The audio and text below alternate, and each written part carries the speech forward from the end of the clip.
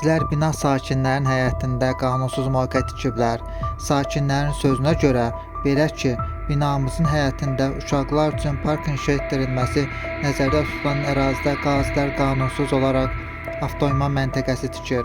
Şikayətçilər bildirib ki, bununla bağlı sakinlərə heç bir rəsmi xəbərdarlıq edilməyib.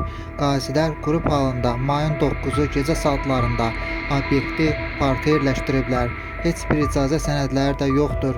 Binamızın hər tərəfində park salınıb və ərazidə də salınması ilə bağlı qərar verilmişdi. Orada ağac əkməyə belə icazə verilmirdi.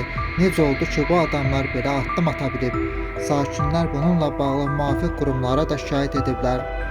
Obyekti qeyri-iş günündə qoyduqları üçün aidiyyatı qurumlardan cavab ala bilməmişik. Hələ oradadır, qaldırılmayıb. Bütün sakinlər bundan narazıdır. 55 nəfər vətəndaş